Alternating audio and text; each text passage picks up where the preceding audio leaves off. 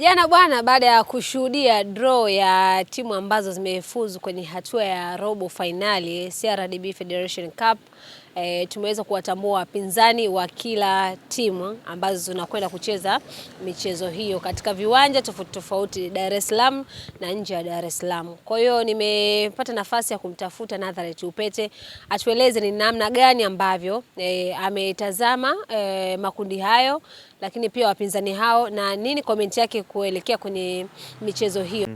Okay. Ni draw nzuri sana, nzuri mno, yenye ushindani mzuri. Unajua hii Coastal na Singida sina hakika nani yupo nyumbani. Yupo Coastal, yupo nyumbani. Ngumu hiyo. Ngumu hiyo. Unajua Singida ndo ameshinda kwa mara ya kwanza mwaka huu dhidi ya Coastal Union. Home and away hajawahi kushinda. Alimeshinda mwaka huu kwa mara ya kwanza mwezi wa pili tarehe 5 ndo alishinda mchezo ule. Tarehe 2 mwezi wa 3 ndo ameshinda kwa mara ya kwanza mechi kwenye yani kwa mara ya kwanza Singida ndo ameshinda dhidi ya Coastal Union. Hapo nyuma hakuwahi kushinda kabisa kabla. Kwa hiyo msingi wa kusema hivyo ni kwa sababu maandalizi, naamini timu zote zinafanya maandalizi makubwa na mazuri, lakini mlengo wa kupata matokeo utategemeana zaidi na performance yao watakayoonyesha. I do believe kwamba kama walimu wangetamani timu zao ziende zikashindane kwa kiwango bora, zikajaribu kutengeneza performance iliyo bora na kuperform kwa kiwango cha juu ili wapate kila wanachokitaraji, lakini yote na yote tutategemeana zaidi pia na ufanisi wa wachezaji kwenye maitikio ya kile watakachokwenda kufanya. Ni interesting draw hasa kwa mechi ya Simba na TRA. Itakuwa jijini Dar es Salaam, Yanga na JKT pia. Very interesting draw kwa sababu ya performance ya JKT wanapokuwa Isamunyo, hasa dhidi ya timu hizi kubwa. Lakini Azam dhidi ya Mashujaa, Azam atakuwa Dar es Salaam. Kigoma.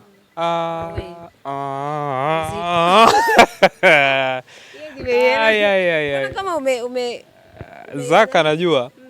Zaka mara ya mwisho msimu uliopita walipoenda Goma, ukiachana na msimu huu, walitaka kufanya cha Senegal. Walitaka kutoa timu uwanjani dhidi ya Mashujaa. Wakati mechi inaendelea, walitaka kuanua timu.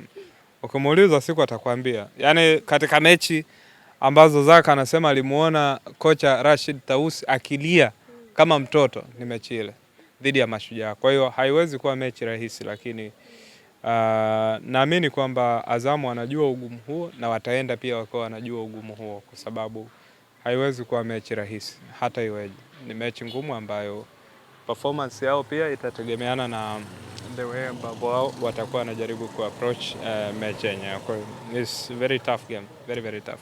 Mimi nilipata nafasi ya kufika pale Azam pale kushuhudia draw hiyo, lakini moja ya mechi ambayo watu walikuwa kama hawako happy nayo ni mechi ya Simba na TRA kutokana na matokeo ambayo Simba ya Chobwedo ya.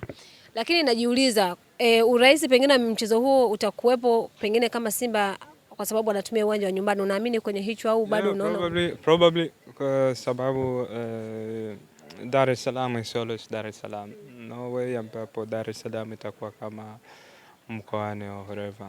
Dar es Salaam is always Dar es Salaam na always ni tough, kwa sababu the way ambapo things are approached is so tough and it's always very difficult to play in Dar es Salaam. Whether it is Simba, Yanga, Azam or whatever, Dar es Salaam is always Dar es Salaam. So I do believe it can be an advantage, lakini inafaa wafanye effort kubwa pia Simba, kwa sababu wana problems zao pia, wana challenges ambazo wamekuwa wakizipitia throughout the season. So lazima watakuwa wakijaribu kufikiria namna gani wata overcome hiyo situation ambayo watakuwa naipitia on the game. Lakini TRA wamekuwa hawana performance nzuri wakiwa pale Isamunyo. On the same contrary, TRA unajua kama walipoteza mchezo uliopita, lakini hawakuwa wanacheza vibaya. It's different na ukiwa unapoteza huku umezidiwa. Hawakuwa wamezidiwa kwa kiwango hicho. Walifungwa 3 lakini in a normal way, kwamba na wao wamecheza mpira hivyo na hivyo, na ni umakini wao tu kwenye kumalizia, pengine wangeweza kuichange game. So hata kwa Simba atakuja kwa mguu mbele, kwa sababu ndo tournament ambayo inaweza kuwa na possibility kubwa zaidi ya ubingwa kwenye ligi kuu ambako anaongozwa na Young Africans, so everything itakuwa tough, lakini I do believe wanaweza kuhandle. Kwa hivyo tutegemee kuona robo finali za namna gani, kwa sababu nimeona comment wengine wanasema kwamba pengine kati ya hizi timu tatu kubwa tunaweza tukashuhudia mmoja akaondoka kwenye hatua hii ya robo finali. Absolutely, so the same with my beliefs. Siamini sana kama tutaona Simba na Yanga, sijui. Siamini sana sijui, lakini inaweza katokea, lakini kwangu na amini zaidi kwamba inaweza kuwa ni ngumu kuona Simba na Yanga wakikutana, hasa kwenye stages hizi zinazokuja, kwa sababu ya performance za timu zote mbili, lakini pia kwa sababu ya namna ambavyo walimu pia wanafikiria mechi zenyewe. Kwa hiyo ukitazamia vitu vyote hivyo vinanipa sababu nyingi kwamba naona kuna mmoja anaweza kakatia njiani kwenye hii robo finali. Kwenye robo hapa bado inawezekana, ila kwenye njia yao ya kwenda nusu ile kugumu kule. Kugumu sana ya. Kugumu inawezekana tusiwaone finali. Yaani kugumu unatazama kipi? Na njia ya kukutana finali. Pale katikati kuna Azam, kuna Singida. Mmoja atakatisha safari ya mtu pale. Kwa kati ya Azam au Singida kuna mmoja atakatishia atakufa na mtu pale.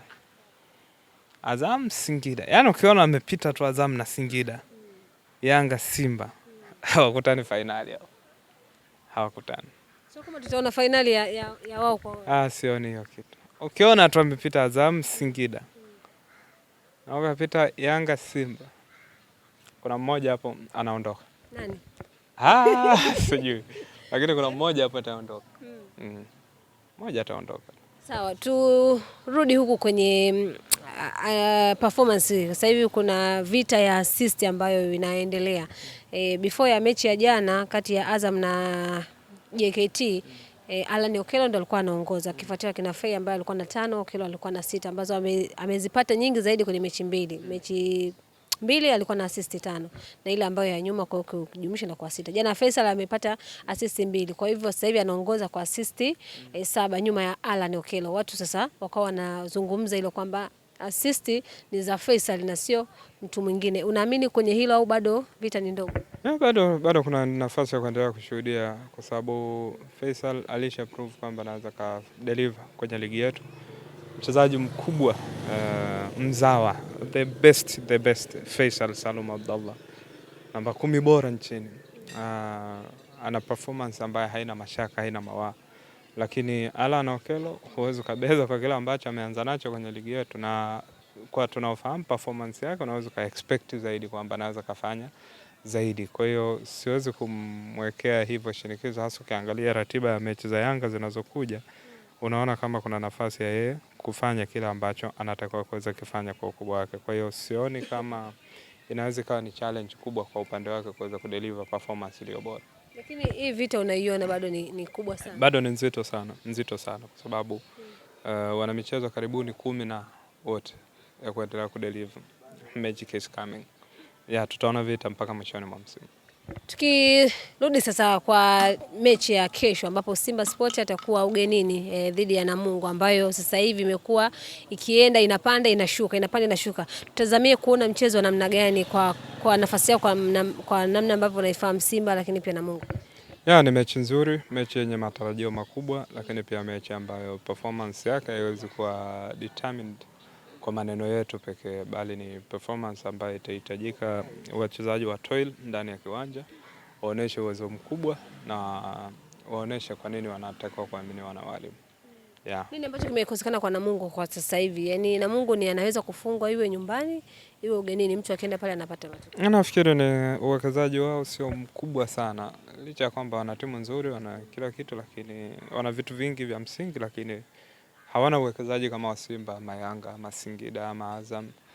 Wana uwekezaji wa mid table teams kama hizo timu nyingine. Kwa hiyo wanahitaji kupambana kweli ili kuweza kubaki kwenye performance ambayo tumewazoea nao. Kumbuka walishawahi kushiriki CAF Confederation Cup, ndio? So isingekuwa kitu chepesi hivyo kuona tukakubali tu kwamba Namungo ashuka daraja na vitu vingine. Nafikiri ni timu ambayo inabeba sana mikoa ya kusini, hasa kwa wakati uliokuwepo. Lakini si wapo watu ambao Masini anaweza nikasema hivyo ambao wanaweza kaipambania na Mungu. Yes, wapo na sioni kama wanapambana kusalia kwenye ligi. Wapo kwenye ligi kuu, lakini kuna nafasi ambazo wanapaswa kuzipambania 3, 4. Wanaweza compete kwa kiwango cha juu na wakaweza kudeliver performance iliyo bora. Kwa pointi yako hiyo basi bila shaka unampa nafasi kubwa Simba kushinda kesho. Absolutely, yeah. Yaani hiyo sasa sio mimi tu. Ili mradi unajua mpira, unafuatilia mpira, nafasi kubwa utampa Simba. Ikitokea mengine ni mpira na matokeo yake, lakini kwa maana ya performance wise you do expect more for Simba kuliko Namungo. Na hiyo inahitaji unaweza tu kutembea mwenyewe, huongozwi na mtu basi. Kwamba na akili zako za kutembelea basi. Kila mtu anajua kwamba performance kubwa zaidi imekuwa kwa Simba kuliko kwa Namungo. Mgunda sasa hivi mbili zimekwisha. Hapana. The best coaches in Tanzania hajapata tu aina ya wachezaji wengi ambao wanaweza kawa level kama ya Simba ama wherever. Yes. Lakini bado uwezo upo. Alikuwa anafundisha timu ya taifa. Mwalimu kama Juma Mgunda kumout class sio rahisi, kwa sababu kwanza pia ni mlezi wa vijana wengi. Kwa hiyo kuna wakati ambao anasimama kama mlezi, kuna wakati anasimama kama kocha. Yeah. Comment yako ni ipi sasa, yani ukipata nafasi pengine labda ya kusema uwashauri Namungo hii leo kuelekea kwenye mchezo wa kesho ambapo Simba amekuwa mkali kweli kweli, anahitaji matokeo kwa ajili ya kupunguza lile gap ambalo ameachwa na mtani wake. Nafikiri kama Simba anahitaji kupunguza gap, basi sana nitasema tu kama anahitaji kudeliver kilicho bora ndani ya pitch. Yes, anahitaji kuonesha uwezo mkubwa, anahitaji kuonesha performance iliyo bora, ndio atakuwa na uwezo wa kushindana kwa kiwango cha juu. Asante. Shukrani.